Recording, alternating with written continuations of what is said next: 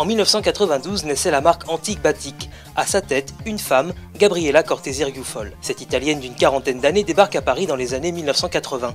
Après des études de lettres et un bref passage au Crazy Horse, cette Parisienne d'adoption crée sa propre ligne de vêtements suite à un voyage en Inde. S'ensuit alors une fulgurante ascension qu'elle partage avec son mari, l'acteur Marc Riufol. Inséparables, le couple surfe sur la vague du succès avec près de 1500 points de vente à travers le monde.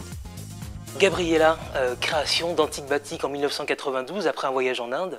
Et s'il n'y avait pas eu ce voyage, vous auriez fait quoi? Le voyage faisait partie de ma vie et j'aurais découvert la mode et le savoir-faire des impressions faites à la main dans un autre pays, tout simplement. Gabriella, gérante, créatrice, l'inspiration, elle vous vient d'où? Elle vient de tout ce que je vois, je vis, je respire, voilà. Est-ce qu'il y a des rencontres qui ont influencé votre carrière? Absolument, celle de mon mari. Plein de rencontres, mais tout simplement ce qu'on vit au jour le jour. Et j'ai eu la chance de découvrir des artisans exceptionnels avec qui on travaille tous les jours et c'est eux qui nous ont aidés à avancer.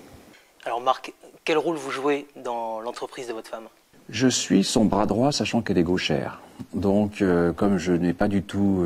je suis acteur, et j'arrive avec un point de vue un petit peu de recul par rapport à ce milieu de la mode. Et pas trop dur de concilier une carrière d'acteur et de gérant de société? Non, en plus, ça aide pas mal, puisque en tant qu'acteur, j'ai accès aux actrices, je tourne, je les connais, et puis comme elles adorent Antique Batik, elles se font une pub très naturelle de la marque. Et au lieu de passer par les attachés de presse, des systèmes un peu compliqués, je les appelle en direct, elles sont ravies. Et qu'est-ce qui fait qu'Antique Batik est un succès?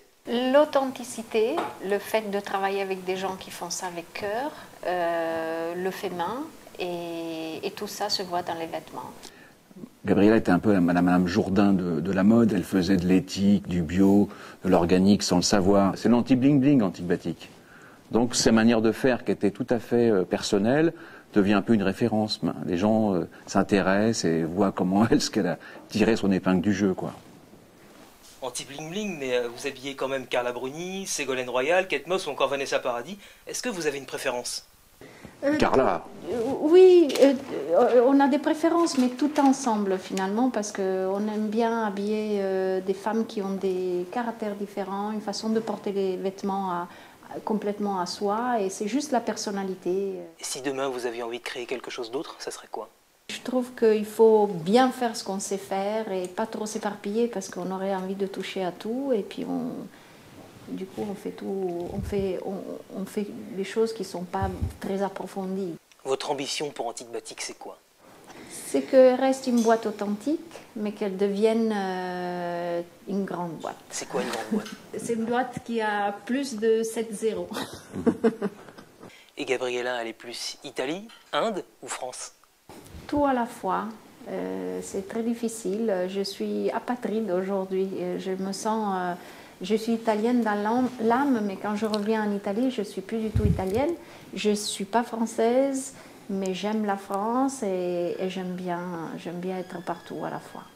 Je peux vous dire que quand même, moi qui me trimballe les 10 litres d'huile d'olive à ramener d'Italie à chaque fois, c'est quand même une vraie italienne, quoi. 3 mots pour qualifier Antique Batik. Luxe, calme, volupté.